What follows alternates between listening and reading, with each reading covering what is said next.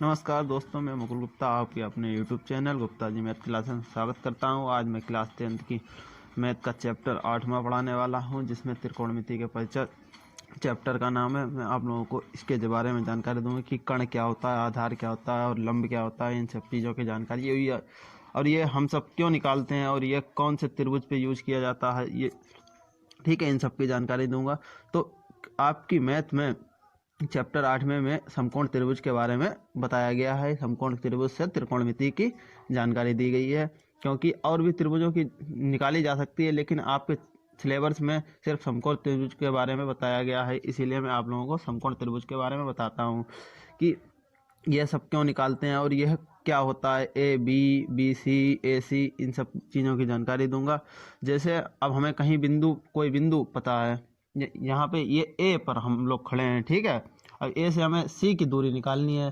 तो हम सबसे पहले ए से बी चलेंगे, काहे कि ए से बी चलेंगे, ठीक है। अब हमने इतनी दूरी चल ली, अब इसके बाद हमें बी से सी, इसके परपेंडिकुलर सीधे सीधे, या फिर हम सीधे ए से सी निकल जाएं, ठीक है। तो इन सब की जानकारी निकालने के लिए पाइथागोरस प्रमेय दी गई है, ठीक है। पाइथागोरस प्रमेय, इसके माध्यम से बहुत सरल तरीके से इन सब चीज़ों की जानकारी मिल सकती है कि सी बिंदु पे हमें कैसे पहुंचना है। इसकी दूरी हमने मान ली लगभग 8, ठीक है, और इसकी मान ली 6। अब हमें इसकी निकालनी है ए से सी की। तो हमें निकालने के लिए हमें पता है कि ए से बी हम गए तो 8 चले, अब बी से सी गए तो 6 सेंटीमीटर चले, ठीक है। सेंटीमीटर लिख लीजिए या मीटर लिख लीजिए, कुछ भी लिख लीजिए, ठीक है।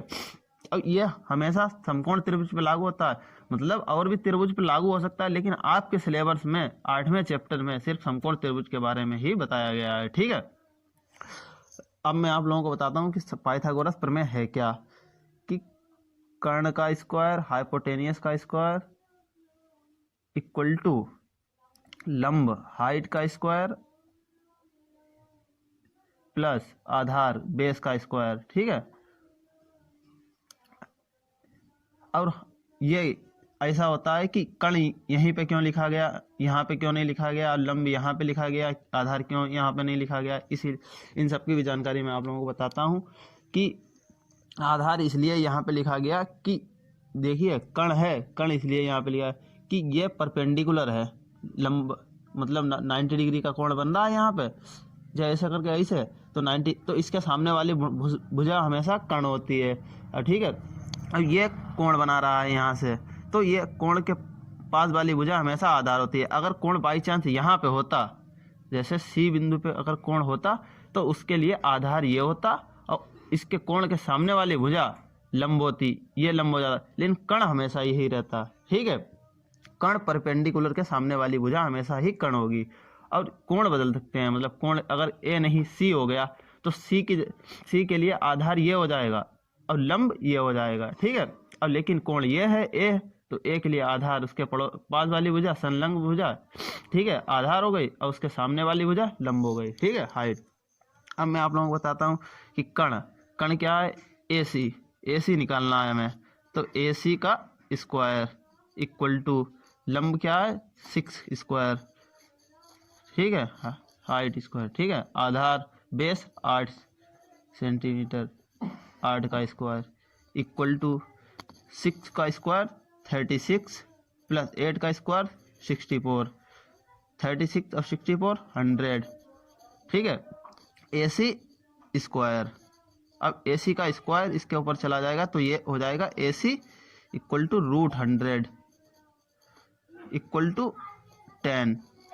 AC कितना आया 10, तो यहाँ से हमें पता चलेगा कि कण क्या कितनी होगी, ठीक है, 10 होगी। अगर बाई चांस ये होता कोण, मैं आप लोगों को ये भी बता देता हूँ कि अगर बाई चांस ये मान लीजिए सी कोण है, तो उसके लिए आधार हो जाएगा ये, यहाँ पे आधार लिख लीजिए या फिर ऐसे करके मान लीजिए अब आप लोगों को ये जानकारी हो गई होगी कि अगर कोई दो भुजाएं दी हैं, या आधार दिया हो या लंब दिया हो या लंब दिया हो या कर्ण दिया हो, कुछ भी दिया हो, तो अगर कोई दो भुजाएं दी हैं तो तीसरी भुजा हम अप्रूव ज्ञात कर सकते हैं पाइथागोरस प्रमेय से। अगर बाई चांस ये कर्ण दिया हो और लंब दिया हो तो कर्ण का स्क्वायर करेंगे लंब का स्क्वायर करेंगे, कर्ण में से लंब माइनस कर देंगे, आधार निकल आएगा। या फिर आधार दिया है और लंब नहीं दिया है, कर्ण दिया है, तो ये ऐसे निकाल सकते हैं। जैसे मान लीजिए कि कर्ण दिया है 10 सेंटीमीटर और आधार दिया है, जैसे इसमें दिया है कर्ण, कर्ण का स्क्वायर AC का स्क्वायर कितना है 10 का स्क्वायर, ठीक है। AC का स्क्वायर इक्वल टू क्या है AB का स्क्वायर प्लस BC का स्क्वायर, यानी कि लंब का स्क्वायर, ठीक है। अब यहाँ पे कर्ण दिया है और आधार दिया है 8 सेंटीमीटर, लंब नहीं दिया है, तो हम लंब इस तरीके से निकाल सकते हैं कि लंब BC का स्क्वायर यहाँ पे ऐसे ही रखा रहने देंगे, और 10 का स्क्वायर 100 और इक्वल टू 8 का स्क्वायर 64 प्लस BC का स्क्वायर यानी कि लंब का स्क्वायर। अब 100 माइनस जो इधर पहुँच जाएंगे 64, 100 माइनस 64 इक्वल टू BC का square, 100 minus 64 36 equal to BC का स्क्वायर। BC का स्क्वायर इधर पहुँचेगा, रूट में बदल जाएगा, तो BC equal to under root 36, BC equal to 6 centimetre, ठीक है। यहाँ पे भी सेंटीमीटर, इसलिए क्योंकि अगर दो भुजाओं की हमें जानकारी है तो तीसरी भुजा हम निकाल सकते हैं। जैसे इसमें निकल के आई, देखिए BC 6 सेंटीमीटर, इसी तरीके से आधार। अब मैं आप लोगों को त्रिकोणमितीय फलन के बारे में बताता हूँ कि जैसे साइन, कोस, टेन, कोसेक, सेक, कोट, इन सब फलनों के बारे में बताऊंगा कि यह किस तरीके से लिखे जाते हैं। जैसे साइन ले लेता हूँ, सबसे पहले साइन, ठीक है, इसे शॉर्टकट में लिखते हैं साइन। अब यहाँ पे कोण ले लेता हूँ, जैसे थीटा कोण ले लिया। यहाँ पे जैसे इसमें A दिया है, जैसे इसमें A, अब कहीं कहीं पे फिर C भी मान लिया जाता है, मतलब साइन कोण C होता है, कहीं पे A होता है, इसीलिए सीधे सीधे एक कांस्टेंट फलन की तरह ले रहा हूँ साइन थीटा।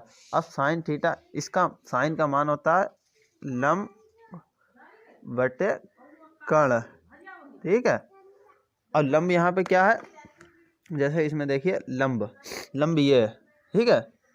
अब कर्ण ये, आधार ये है, ठीक है। इसी तरीके से यहाँ पे अगर मान लीजिए कोण A दे रखा है, जैसे इसमें साइन थीटा दे रखा है, यहाँ पे कोण A दे रखा है। कोण A के लिए क्या होता, ये कोण A साइन A, अब यहाँ पे लिखते हैं लंब का मान 6/10, 6/10 तो कॉस का, ठीक है। कोसाइन इक्वल टू इसे लिखा जाता है कॉस थीटा, तो कॉस थीटा का मान होता है आधार बटे कर्ण, ठीक है। बहुत सरल है, क्योंकि इसमें ऊपर लंब होता है, इसमें ऊपर आधार, नीचे दोनों में कर्ण। अब टेंजेंट इसे बोलते हैं, और लिखते हैं टेन थीटा इक्वल टू, ये ऊपर लंब रहता है, नीचे आधार हो जाएगा, लंब बटे आधार।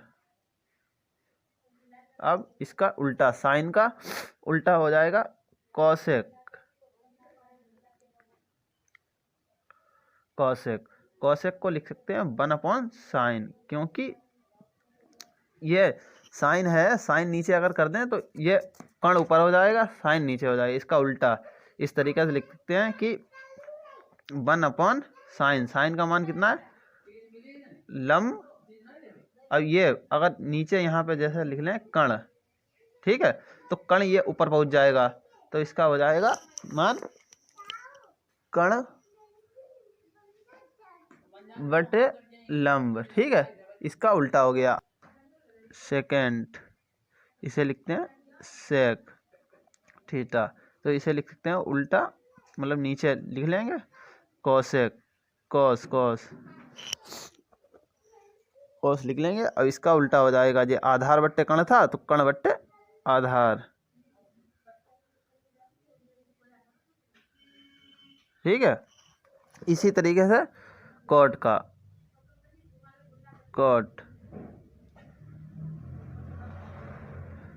इसे लिख सकते हैं कॉट थीटा, कॉट का हो जाता है 1/tan थीटा। अब इसे बोलेंगे, ये इसका उल्टा हो जाएगा, कॉट का हो जाएगा आधार बटे लंब, ठीक है।